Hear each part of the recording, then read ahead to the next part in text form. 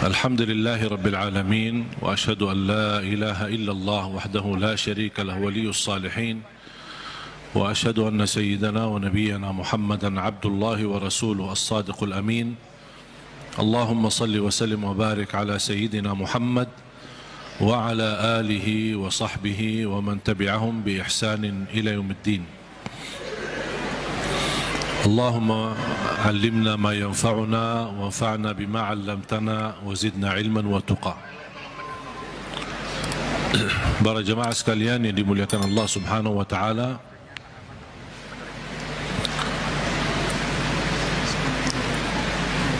begitu luar biasa kemuliaan Al-Quran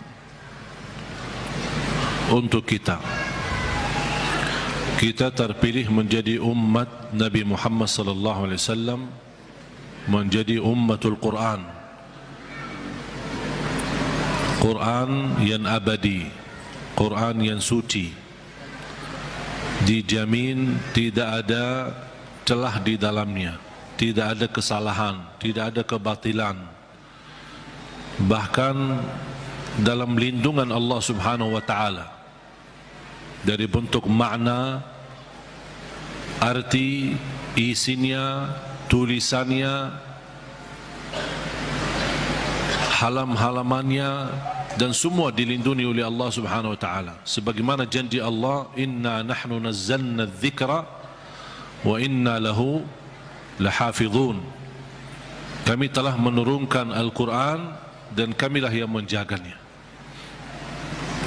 Termasuk terjaga ahlul Quran. Bukan hanya Al-Quran sendiri yang terjaga, tetapi ahlul Quran pun dijaga oleh Allah Subhanahu wa taala. Bahkan salah satu lindungan Allah Subhanahu wa taala kepada kita melalui Al-Quran, akan dilindungi oleh Allah ahlul Quran dari siksa neraka Jahannam.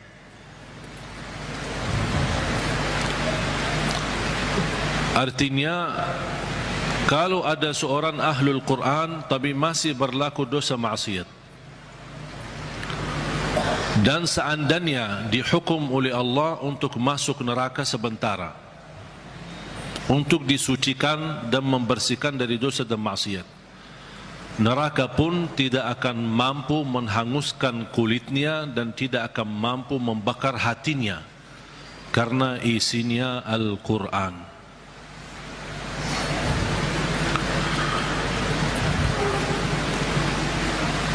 Banyak kelebihan Al-Quran untuk kita. Surah yang paling agung di dalam Al-Quran suratul Fatihah. Ayat yang paling agung di dalam Al-Quran ayat Al-Kursi. Suratul Fatihah, kalau boleh saya artikan dialog sama Allah, berdialog dengan Allah. Setiap satu ayat kita baca, Allah jawab kita. Makanya disunnahkan kalau kita baca suratul Fatihah, jangan disambungkan ayatnya. Setiap ayat berhenti. Sebagaimana dijelaskan oleh Siti Aisyah radhiyallahu anha, karena Rasulullah SAW idza qara'a al-Fatihah kana yufassiruha tafsira. Ketika Rasulullah SAW membaca suratul Fatihah, seperti dia mentafsirkan suratul Fatihah, saking pelan-pelan dan bertahap-tahap membaca ayat-ayatnya suratul Fatihah, menunjukkan beradab sama Allah Subhanahu wa taala, kehormatan, karena dia sedang berdialog dengan Allah melalui bacaan suratul Fatihah. Sebagaimana Rasulullah SAW bersabda di hadis yang diriwayatkan Imam Tirmizi, hadis itu hadis qudsi, qasamtu as-salata baini wa baina 'abdi nisfain. Aku telah membagikan salat antaraku dan hambaku, kata Allah, menjadi dua bagian. Dan yang dimaksud kata as-salat di hadis ini adalah suratul Fatihah. Ternyata suratul Fatihah memiliki banyak nama. Disebutkan nama di antara lain Al-Fatihah, Ummul Kitab, Ummul Quran, As-Salah, Asy-Syafiyah, Ar-Raqiyah, Al-Waqiyah, menyembuh segala penyakit, melindungi dari segala bahaya, gangguan, godaan, bahkan bisa menjadi ruqyah. Orang yang tidak fahami ruqyah dan sulit mencari orang yang meruqyahi, lebih baik kita ruqyah diri sendiri. Sering orang bertanya, saya tidak faham ayat-ayat ruqyah, cukup dengan suratul Fatihah. Suratul Fatihah sudah mewakili semua ayat-ayat untuk meruqyah diri sendiri. Menjadi rutin dibaca. Boleh jadi wirid.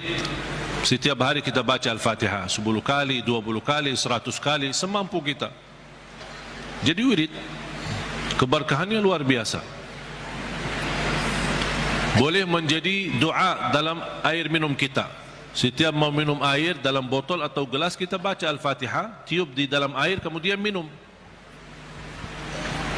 Itu menjadi obat. Biasakan anak-anak kita minum air yang sudah dibacakan dalamnya suratul Fatihah. Jangan menunggu kiai, ustaz, habib datang untuk membacakan Al-Fatihah dalam air. Kita sendiri belajar. Baca 3 kali boleh, 1 kali boleh, 7 kali boleh. Habis itu tiup dalam air, boleh 3 kali. Kemudian silahkan minum. Kasih kepada anak-anak kita.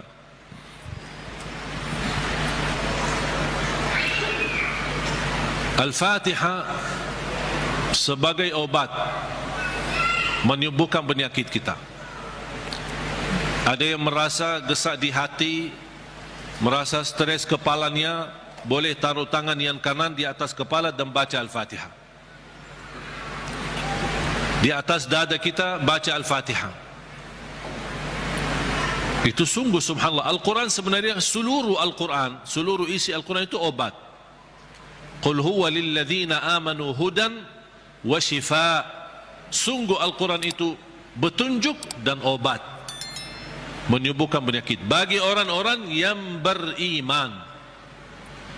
Berarti Al-Quran menyembuh penyakit hanya berlaku bagi orang yang beriman. Yang tidak beriman tidak berlaku.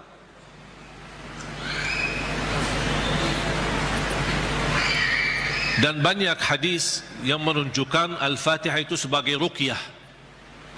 Sebagaimana hadis Abu Musa Al-Asy'ari radhiyallahu an ketika mengobati seorang kepala kampung yang sambat sakit, kemudian dibacakan Al-Fatihah. Kemudian faka'annama nashita min iqal, sampai dia sembuh seperti tidak pernah sakit sebelumnya. Dan mereka mencerita ketika mereka pulang ke Madinah bertemu Rasulullah SAW, mereka mencerita apa yang terjadi bersama orang kampung. Di antaranya kepala kampung yang sedang sakit, dibacakan Al-Fatihah, dia sembuh. Rasulullah SAW bersabda, "Wa ma yudrika annaha ruqyah." Dari mana wahai Abu Musa kamu tahu itu ruqyah? Itu menunjukkan Rasul setuju dengan perilaku Abu Musa Al-Asy'ari. Kembali kepada hadis yang diriwayatkan Imam Tirmizi, hadis yang qudsi, qasamtu salata baini wa baina abdi nisfain. Aku telah membagikan salat antaraku dan hambaku. Ini Allah yang sedang bicara di hadis qudsi itu.